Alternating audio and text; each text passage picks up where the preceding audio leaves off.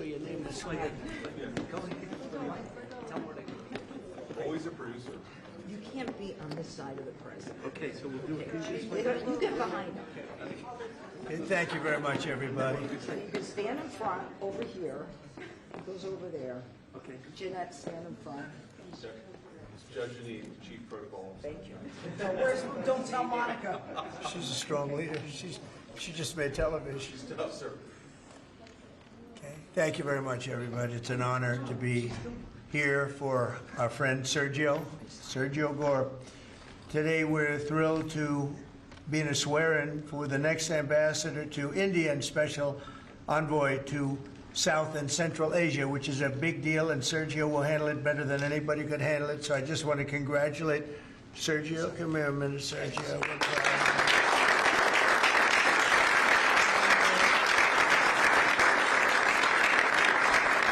So we are honored to be joined this afternoon by our great Vice President, J.D. Vance. Thank you, J.D. Secretary of State Marco Rubio. Thank you, Marco. Secretary Scott Besson, who's doing a great job. Attorney General Pam Bondi. And U.S. Attorney Janine Pirro.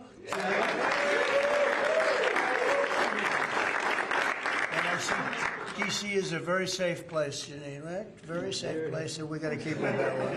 Yes. Along with Senators Lindsey Graham, Jim Risch, Tommy Tuberville, and Katie Britt. And I will give you an exemption because, you know, they're supposed to be right now in the Senate. And if you guys want to sneak out, nobody will see you leaving. Do you want to do that, Lindsey, or do you want to stay for now? Okay, you sneak out anytime you want. Thank you. We don't want to screw up any votes, do we? Amen. Okay, thank you. Thank you for being here. But we're also very honored to be joined by Mrs. a very special woman who I unfortunately have seen a lot of lately on television for the wrong reasons. A woman who is great, who Charlie said is the greatest of anybody he knew, best friends and best everything, Erika Kirk. So thank you very much.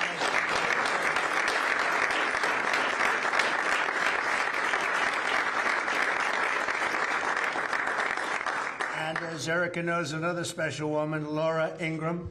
Where's Laura? She's here someplace. Thank you, Laura. And many other true American patriots, great people. 1 year ago, Sergio played a key role in helping us secure the most consequential presidential election victory in the history of our country. And from the day we won, he immediately began working to staff our new administration with the most talented team of any president. And we have had a great team. A couple of mistakes there, Sergio, but we won't mention that. They're gone. We got rid of them pretty quick. We found a couple we weren't thrilled with. We got them out of here. But as my director of office and presidential personnel from the early days of transition, Sergio's leadership was essential to fulfilling the historic mandate entrusted to us by the American people. And that's what we've done with the help here at the White House. We set new benchmarks for presidential staffing. Nobody's done it, I think, hopefully better, but certainly quicker. But I don't think anybody's done it better. We have great people. We're surrounded by the people that I really do love and like and respect. But we hired 4,000 appointees across every federal department in record time, including over 1,000 appointments on day one. So before we even got started, we had over 1,000 people working for us. Under Sergio's leadership, federal agencies and departments reached staffing levels of 95%, and that's faster than any administration in modern-day history. And prior to his work on behalf of my 2024 campaign, Sergio had tremendous success as an entrepreneur in the publishing world. He even published my book, which went to #1. I was very happy because if it didn't, he wouldn't be here right now. But now I'm trusting Sergio to help strengthen one of our country's most important international relationships, and that's the strategic partnership with the Republic of India. It's a big deal. India is home to one of the world's oldest civilizations, the largest country in the world, actually. And it's got over 1.5 billion people. And we have a fantastic relationship with the Prime Minister, Modi, And Sergio has only enhanced that because he's become already friendly with the Prime Minister, knowing that Sergio is going to be the ambassador they would call constantly to say, let's get to know this man, and they like what they see. So I know you're going to have a great success over there. It's a very important relationship. But it's also the fastest growing middle class, and it's an important economic and strategic security partner in the Indo-Pacific region. It's an amazing country, actually. 1.5 billion people. China has 1.4 billion. Those are two big countries. As ambassador, Sergio will work to fortify our country's bond, promote investments in key U.S. industries and technologies, increase American energy exports, and expand our security cooperation. And, you know, we're making a deal with India, a much different deal than we had in the past. So right now they don't love me, but they'll love us. Again, we're getting a fair deal, just a fair trade deal. We had pretty unfair trade deals. They're very good negotiators, Sergio, so you have to take a look at that, if you would, please. But we're getting close, Scott. I think we're pretty close to doing a deal that's good for everybody, right? In the old days, do you think Biden would ask that question? I don't think so. They'd say, how are we doing with India? He didn't know about India. He didn't know a damn thing. But that's okay. We had him. Likewise, in Sergio's role as special envoy to South and Central Asia, he'll be a key emissary to a very important group of nations at the crossroads between East and West. And last week, I was honored to host the leaders of 5 Central Asian countries here in the White House, and Sergio will be helping with all of that. We had an amazing meeting the other night at the White House, and I'm confident that Sergio will do an outstanding job and make our country and all of his friends very proud. But I'm very proud of Sergio. I've known him for a long time, and he's a great guy.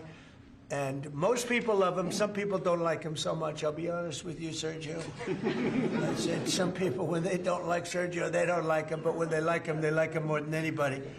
But most of them really are the like category. And I just want to say that I think he's going to be an outstanding representative for the United States of America. And it's a big deal. Being the ambassador to India is a big deal. So, Sergio, congratulations. I know you're going to do a fantastic job. Thank you very much.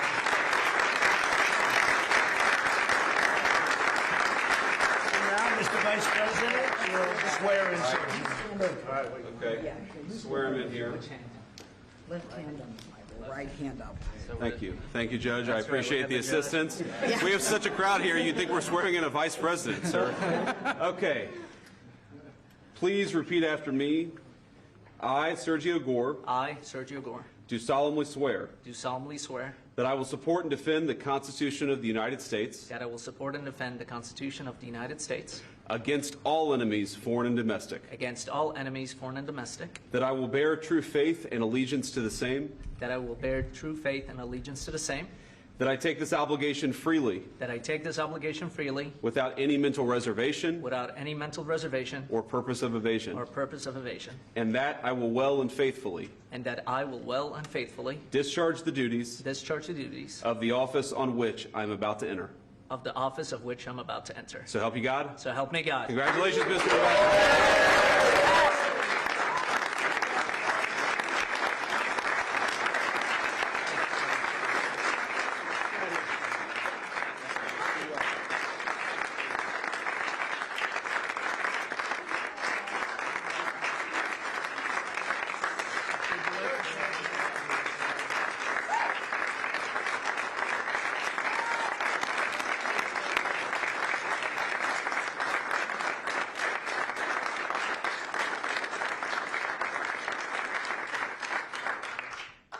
Mr. President, this is an honor of a lifetime. I want to thank first you, what you have done for this country before you came back in, the trouble that this country was facing. I mean, frankly, we were screwed.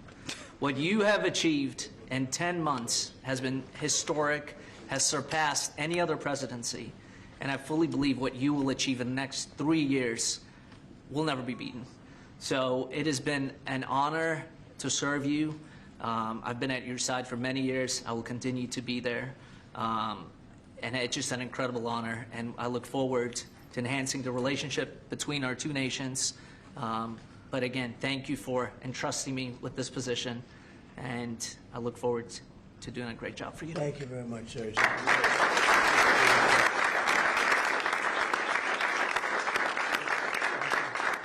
JD, Well, thank you, sir. First of all, congratulations, Sergio. You're going to be a great ambassador, a great representative to the country of India, which the President and I both love. As a lot of you know, Sergio was a critical piece of what made the first 10 months such a great success. Obviously, the President's leadership is the most important thing, but you can't do a whole lot unless you've got good people around you. And Sergio did as much as anybody to ensure that the White House was staffed with the very best people, people who were loyal to the President, loyal to the country, and loyal to the agenda that we're trying to implement. So thank you all for being here. I think it's a great testament to you, Sergio, that you got multiple cabinet secretaries, Erika Kirk, the President of the United States. This crowd would not turn out for just anybody, but it turned out for Sergio Gore. You're going to do a hell of a job, man. Congratulations.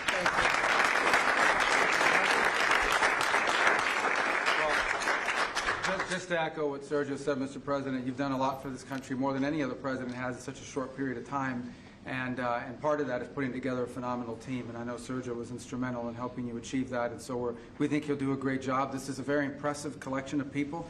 There are almost 1.5 billion people in the Oval Office right now. But Sergio's going to do a phenomenal job. Those of us who've known him, so many of his friends that are here and family as well that know how hard he works, 24 hours, 7 days a week. And that's what it takes to work in this administration because of how much you're pushing our country forward around the world and here at home. And we know Sergio will do a great job. So congratulations, Sergio. You're going to do a phenomenal job. Thank you. Thank you. Janine, please. Well, I'm very proud to be here with Sergio. My friend has been my friend for many years. He is someone who is loyal, he is trustworthy, and he works as hard as anyone I know. And Mr. President, there is in this room a group of people who love you, who believe in you, and who are so proud to be in this Oval Office and to be part of this amazing day because you have changed the course of America. You and thank you, Sergio, for what you've done. God bless you both.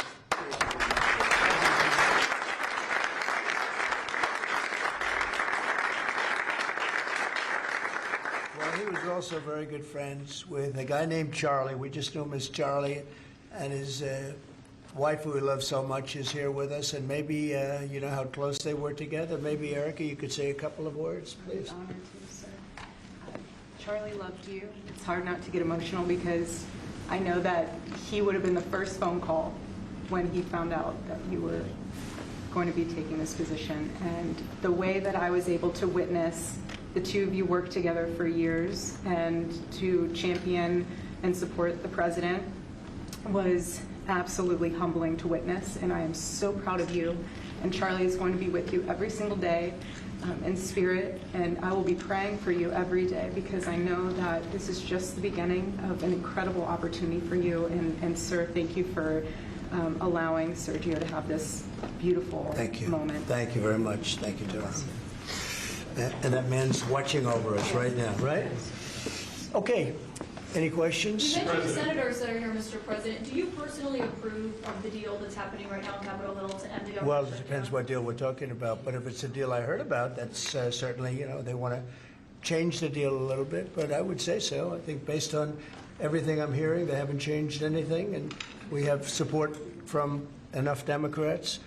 And we're going to be opening up our country. It's too bad it was closed, but we'll be opening up our country very quickly. Mr. President, that deal does reverse the mass firings your administration put through during the shutdown. Did you sign off on that, and will you abide by that if this passes? Well, I will be. I'll abide by the deal. The deal is very good. We're not going to be giving $1.5 trillion to people that came in from jails and from, you know, the gangs and drug dealers and all of these others that they wanted to be given health care, which would have hurt our health care system.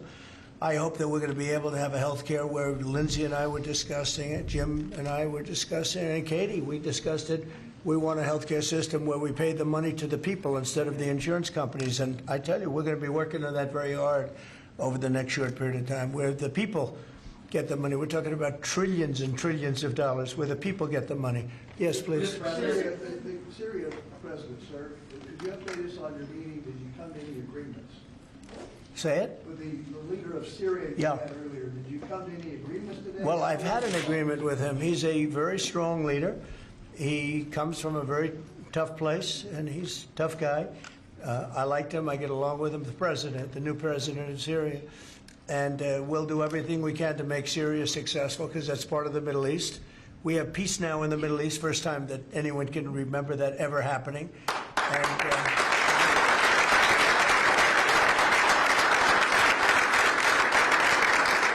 as you know, Syria is a very big part of the Middle East, very important part. If you look back at Syria, for years they had the doctors, the lawyers, they had so many of the great intellects. It's an amazing place with great people, and we want to see Syria be successful along with the rest of the Middle East. So I have confidence that he'll be able to do the job, absolutely. How close are you to a deal on a trade deal with India? Are you willing to consider lowering the current tariff rate?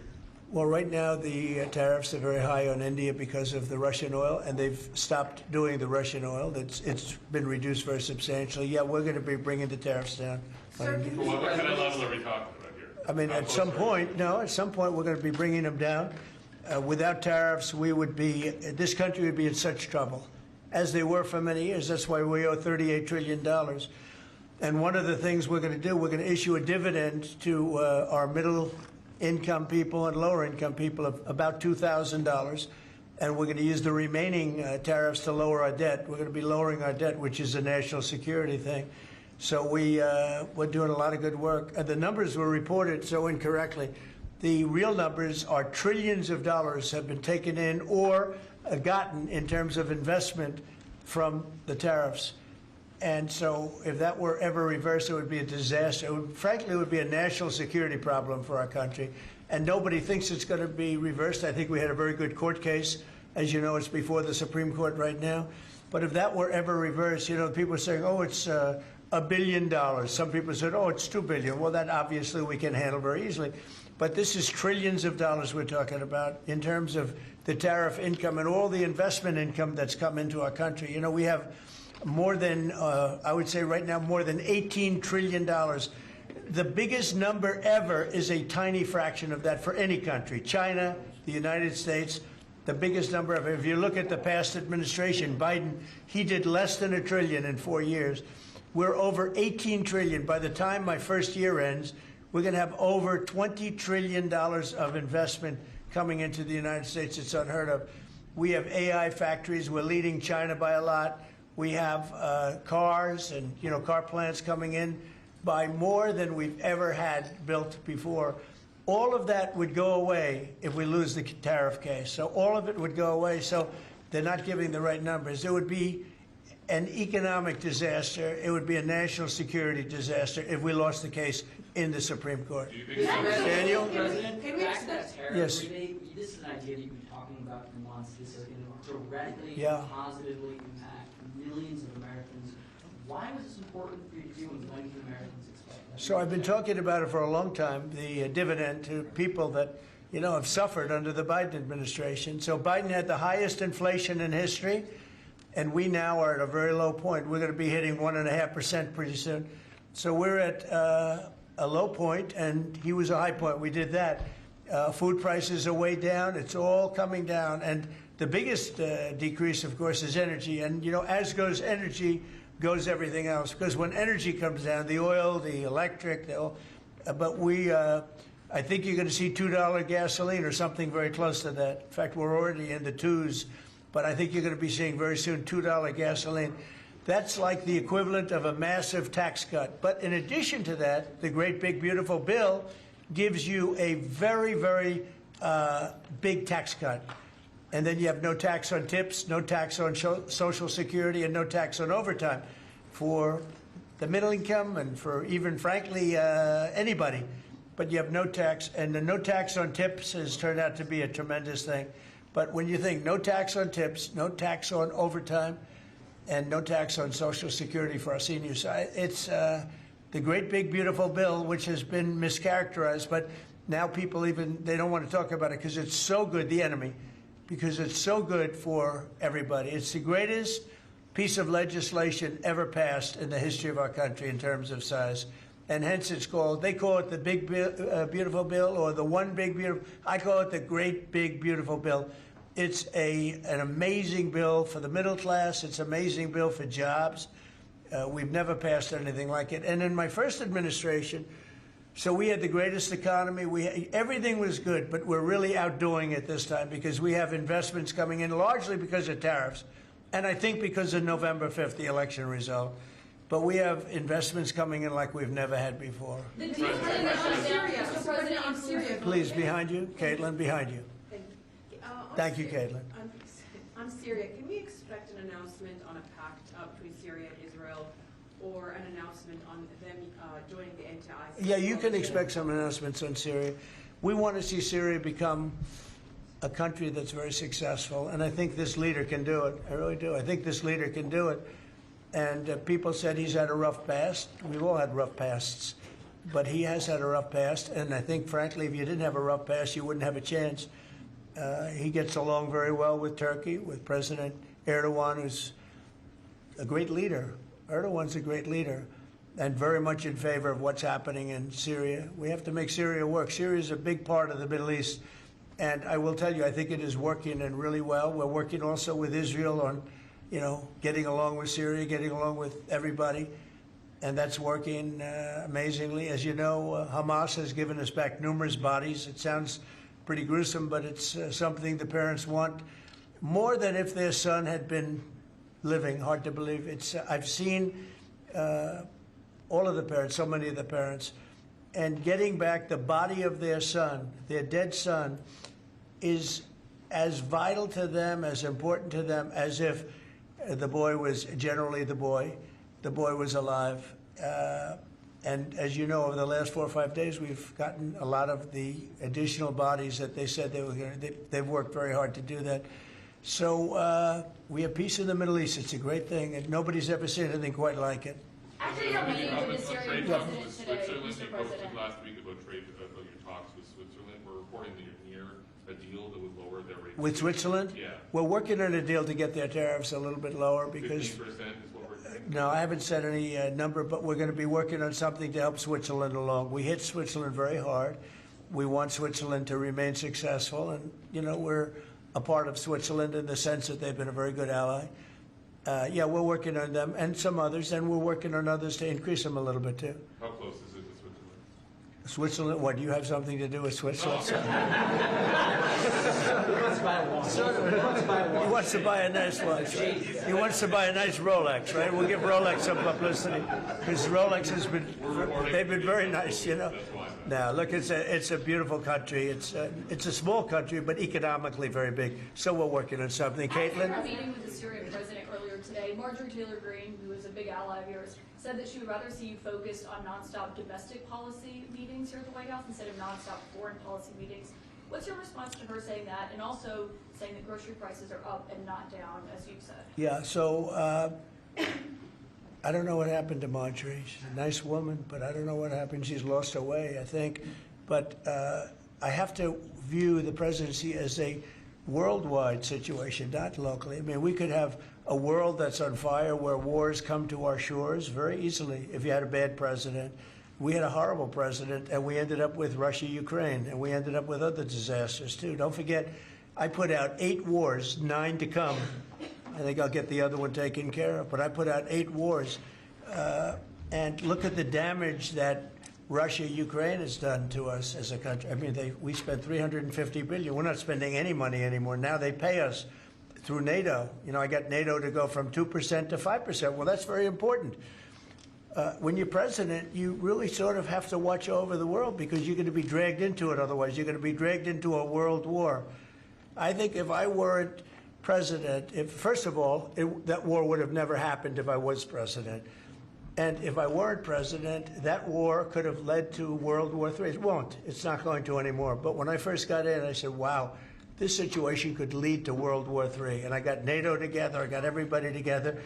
But with all of that, I passed a great, big, beautiful bill, which is the biggest tax cuts in the history of our country. So when somebody like Marjorie Taylor Greene, who's now catering to the other side, I don't know what, I guess she's, got some kind of an act going, but I'm surprised at her. But when somebody like Marjorie goes over and starts making statements like that, it shows she doesn't know. I don't devote a lot of my time. Let me give you another example. China. China was going to hit us with rare earth. Now, everybody says, what does that mean? Magnets. If China refused to give magnets because they have a monopoly on magnets because they were allowed to happen over a 32-year period. There wouldn't be a car made in the entire world. There wouldn't be a radio. There wouldn't be a television. There wouldn't be internet. There wouldn't be anything because magnets are such a part. Now, nobody knows what magnets are, and not overly sophisticated, but to build a magnet system would take 2 years. So if I weren't able to say to China, look, if you're going to do that to us, we're going to charge you 158% tariff. It was 100% on top of 58%. And China called up immediately and said, we will make peace. And we made peace. We made a great deal. We made an unbelievable deal. China's paying tariffs to the United States, not the United States paying tariffs to China, which has always been the way it was. Nobody can believe these deals. But so when somebody makes a statement about he's devoting time to the world, well, the world is the United States, because if the world's in trouble or if the world is ripping us off, you know, the world was ripping us off before I came here. Europe was getting massive tariffs. They were sending us 9-10 million cars a year. We were sending them none.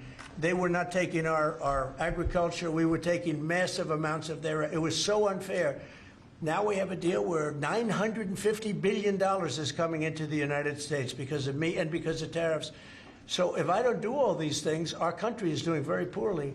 So, you know, it's easy to say, oh, don't worry about the world. But the world is turning out to be our biggest customer. The world was on fire.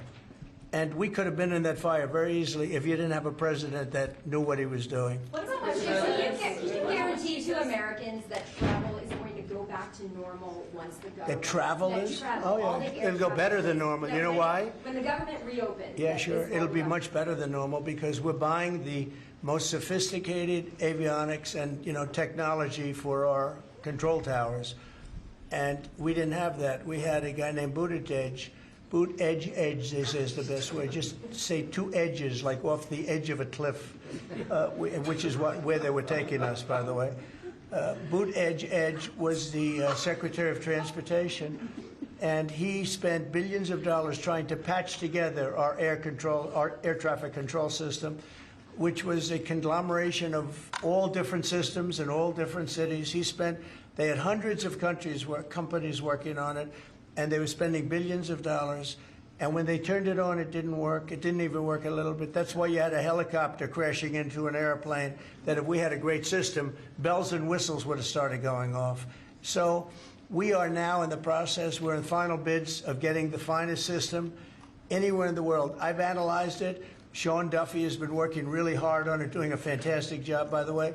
And over the next 2 or 3 weeks, we'll be handing out the finest air traffic control system anywhere in the world. All the towers will be equipped. They were going copper wire into glass wire into other types of wire. And if you knew anything, you know copper wire doesn't work with glass. You know glass doesn't work with other substances. And they spent billions of dollars, and when they turned it on, nothing happened, okay? We're getting the most sophisticated, all brand new, all brand new. Every control tower will have the same exact system. It'll be the most sophisticated system by far in the world. And what we've done is we've looked around other countries and we've taken the absolute best systems in every different form, because there are different. You have lots of different companies like IBM and Raytheon and a lot of great companies. They're all bidding, and we're going to pick the best one, and it'll get built relatively quickly. And we are going to have the greatest air traffic control system anywhere in the world. Thank you very much, everybody. Thank you. Thank you.